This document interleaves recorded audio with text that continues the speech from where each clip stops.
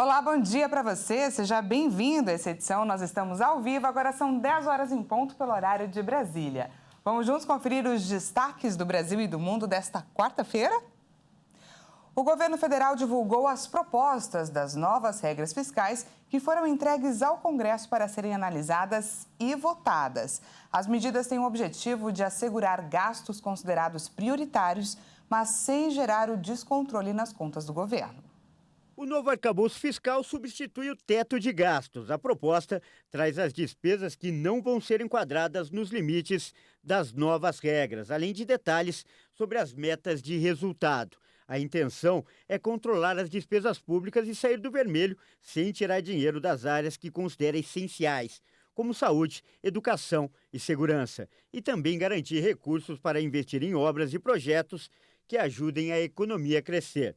Pela proposta atualizada, o governo prevê que o projeto de lei de diretrizes orçamentárias contenha o chamado anexo de metas fiscais, que deve incluir metas anuais para o resultado primário do governo, os orçamentos fiscal e da Seguridade Social e seus intervalos de tolerância.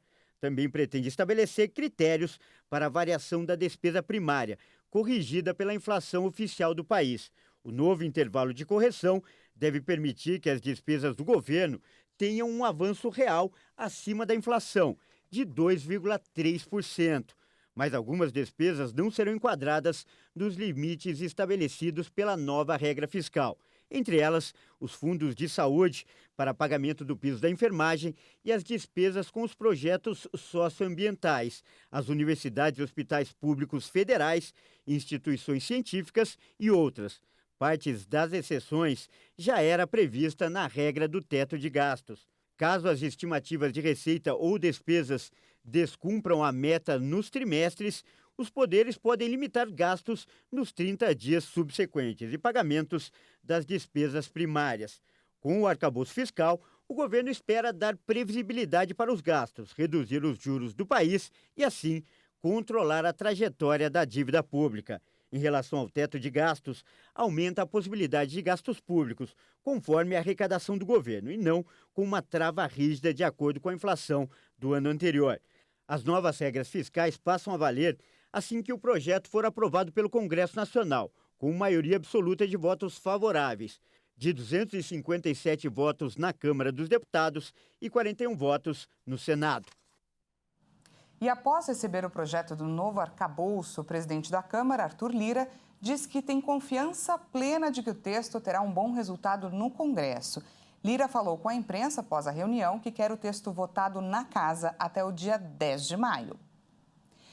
E após uma série de críticas à medida anunciada pela Receita Federal, o ministro da Fazenda, Fernando Haddad, informou nesta terça que o governo federal voltou atrás e vai manter a isenção de tributação em encomendas de até $50 entre pessoas físicas. Mas Haddad garantiu que a fiscalização de fraude será reforçada pela Receita Federal.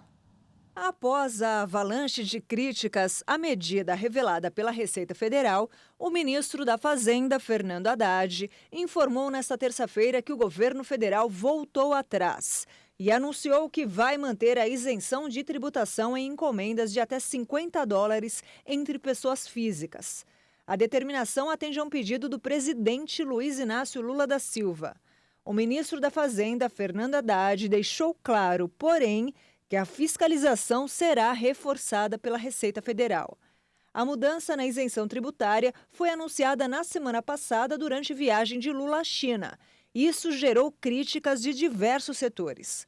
Vale destacar que a regra vigente desde os anos 90 só vale para envios de pessoa física para pessoa física.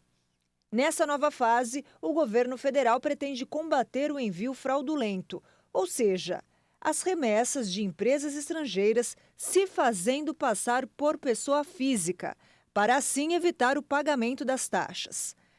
Para isso, a Receita estuda estabelecer um mecanismo de registro dos produtos antes da chegada deles ao Brasil. Atualmente são taxados em 60% os pacotes analisados através de amostragem, e o governo deixou claro que não tem a intenção de fazer qualquer mudança nessa alíquota. Segundo o ministro Fernando Haddad, a estimativa é que o combate a esse tipo de sonegação possa gerar cerca de 8 bilhões de reais em arrecadação. A pasta reforça ainda que não será criado nenhum novo imposto.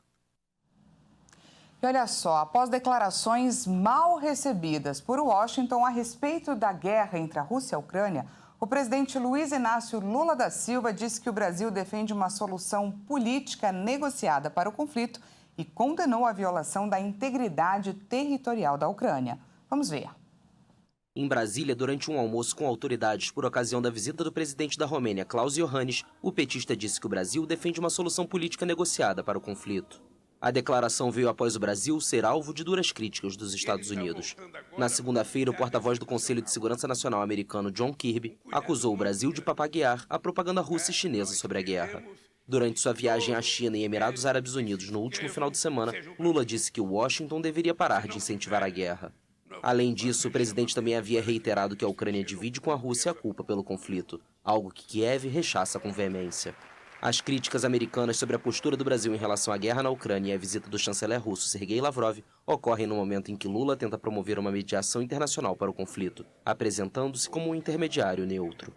Mas sua postura vem causando preocupação, pelo que alguns nos Estados Unidos e na Europa consideram posições anti-ocidentais. Muita gente deve ter comemorado, principalmente nos tempos de escola, o Dia do Índio, em 19 de abril. Mas esse ano, pela primeira vez, a data terá um novo nome. Ela passa a se chamar Dia dos Povos Indígenas. Vamos entender agora o motivo dessa mudança. A mudança foi oficializada em julho de 2022, com a aprovação da Lei 14.402. O motivo, a palavra índio, é considerada problemática por ser um termo genérico e não considerar a diversidade dos povos indígenas. A data marca a luta dos povos originários pela sobrevivência desde a colonização do Brasil até os genocídios modernos. E há anos, os defensores da causa queriam a mudança na denominação. Segundo os estudiosos, o termo índio reproduz a visão dos colonizadores europeus, que consideravam os povos locais atrasados e ignoravam as diferenças culturais entre eles. A palavra indígena, por sua vez, significa natural do lugar em que vive. O termo exprime que cada povo, de onde quer que seja, é único. De acordo com o último censo do IBGE, a população indígena no Brasil é de aproximadamente 1.400.000 pessoas. A maioria delas vive no Amazonas. E a boa notícia nesta data é que na última década essa população quase dobrou no país. Que essa mudança de nome reforce ainda mais a importância do dia de hoje. Dia para lembrar como esses povos contribuíram para a cultura e a formação do povo brasileiro. Essa edição fica por aqui, como a notícia não para na HIT. Daqui a pouco, às 11 horas, Kleber Werneck chega com mais notícias para você. Até mais!